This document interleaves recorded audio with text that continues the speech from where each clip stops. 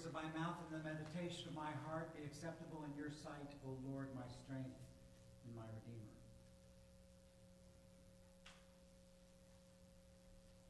So this is a really hard day to preach on. And we chose to present today's gospel reading as a play because if we had read it, it would have been one of the longest gospels that we would have read.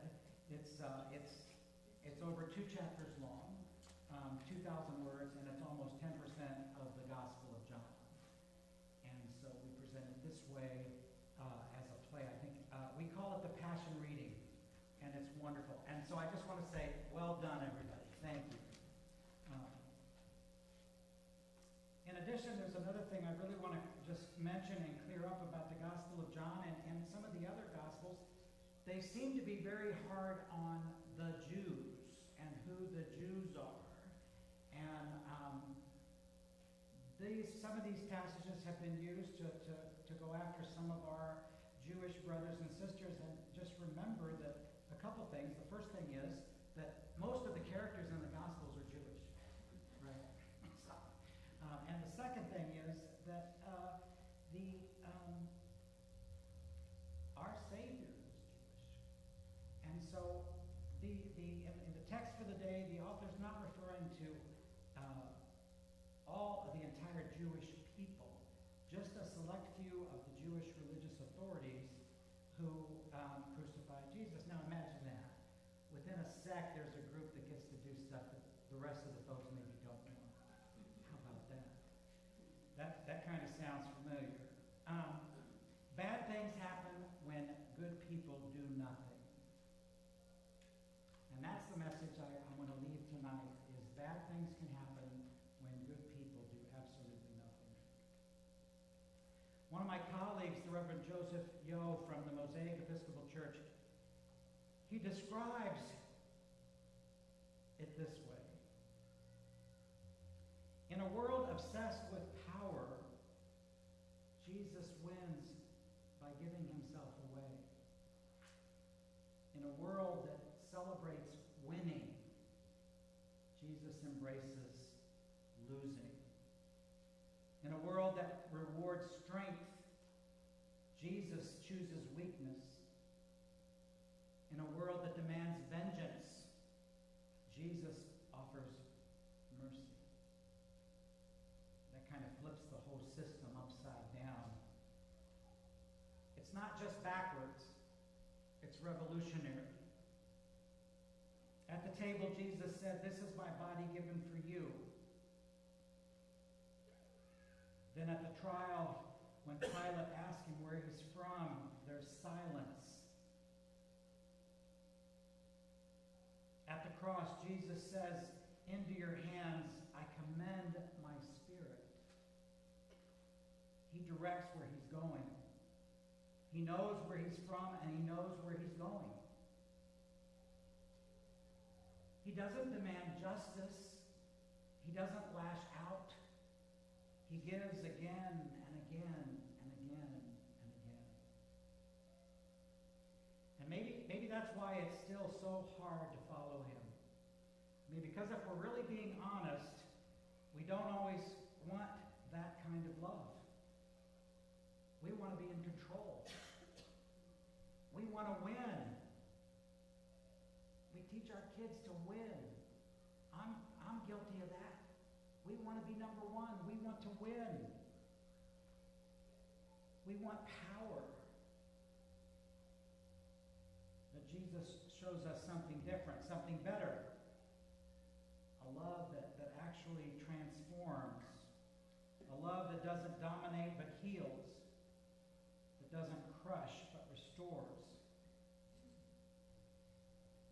And if that makes you feel uncomfortable, maybe it's not Jesus who needs to change. Maybe it's the version of strength that we have come to worship that needs to change. Yes, the version of strength we have come to worship that needs to change.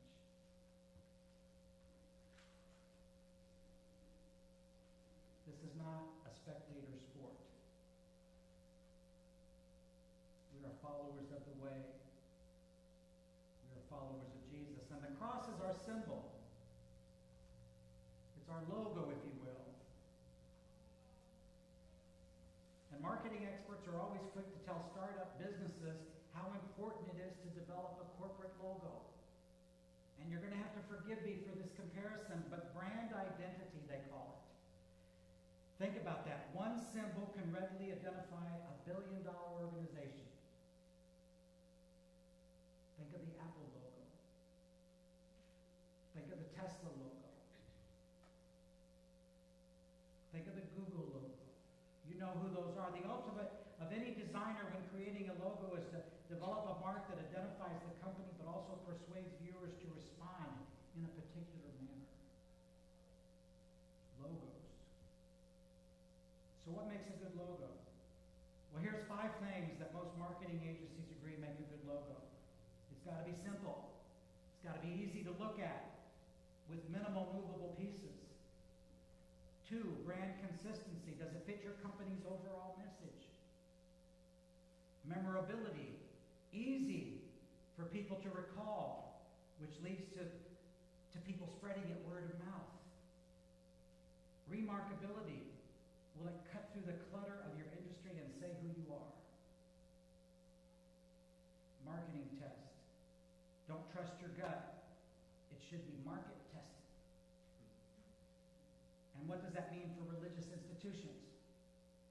I mean, what sounds too worldly? It sounds like a too worldly approach, right? Because I didn't share this one with Kim because I know what would have gotten struck from the minutes. But think about this a minute. What I'm going to say, I think, is this. It holds true for us. A picture is worth 1,000 words.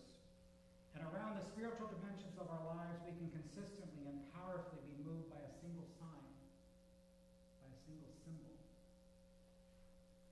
For the Jewish people, it's the Star of David. For the Buddhists, it's the figure of their enlightened teacher sitting cross-legged in a cross-legged position. And for us as Christians, the central logo of our life is probably the greatest logo ever created for any business organization. It's the envy of every marketing expert. It is so powerful it carries the meaning of all we know here as humans upon earth. Suffering. But it also embodies all of our hopes and all the promises of love, reconciliation, and forgiveness. It creates no confusion. It belongs to one worldwide movement. You've heard me say that the former presiding Bishop Curry referred to the Episcopal Church as the Episcopal branch of the Jesus movement. No one for 2,000 years has tried to steal it and use it for their own ideas. It stands for a defeat. It stands for victory. And yet, given all this, it's so simple. A child can create it with 2 sticks. It's the cross, the sacred sign of God's sacrifice offered through Christ. What a logo. It's simple. It's consistent with our mission statement. It's memorable. Off the charts on memorabilia, isn't it? How many people have cross walls? I have a couple. It created word of mouth and repeat customers. Remarkable. It certainly cuts through the clutter. How can it not with the events that surround it?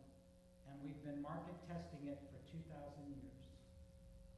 And I'd say it's passed the marketing test.